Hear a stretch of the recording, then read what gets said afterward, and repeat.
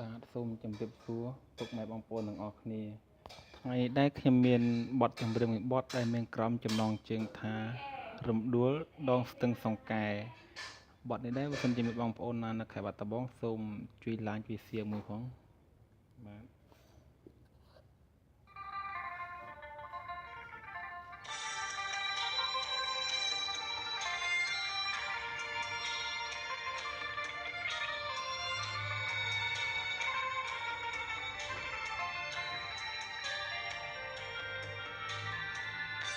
មហាសង្ក្រាន្តច្រើនឆ្នាំមួយទៅ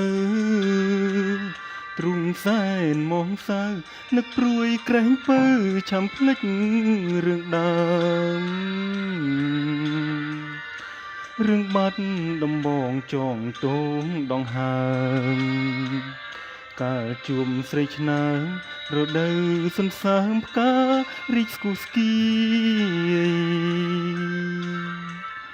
អូនដើររើសក្រុមក្នុងស្ទឹងសង្កែទាំងដូចដួងខែធ្វើខួចមានស្នេហ៍នេត្រាពន្រីហត្ថាខ្ជិលហងសងខ្មៅរំសាយបងគុណមិនណាយក្លិនខ្លួនឆំឆាយរិចសមណាច់ស្នេហ៍វាចិត្តត្រកអើយកុំបាញ់គូអីនៅក្នុងលោកីស្រីល្អគ្មានទេមានតែ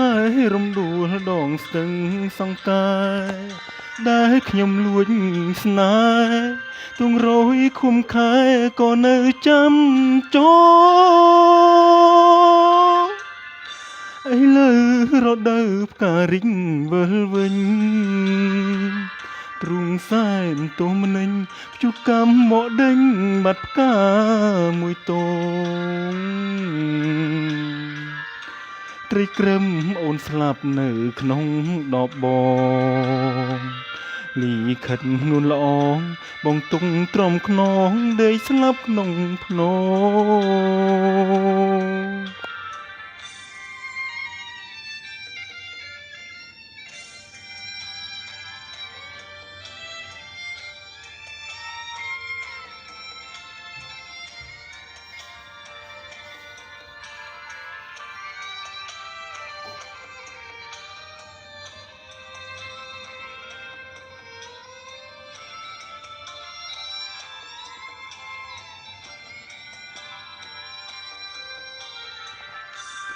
វា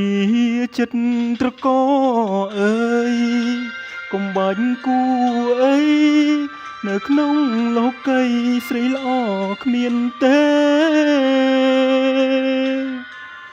មានតែរំដួលដងស្ទឹង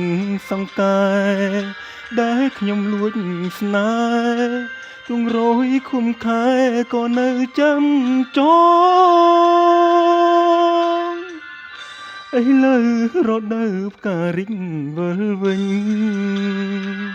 ទ្រុងសែនទុំនិញភ្ជុកម្មមកដេញបាត់ផ្កាមួយតងត្រីក្រឹមអូនស្លាប់នៅក្នុងដបបងលីខិតនួនល្អងបងទុងទ្រាំខ្នងដេកស្លាប់ក្នុងភ្នំ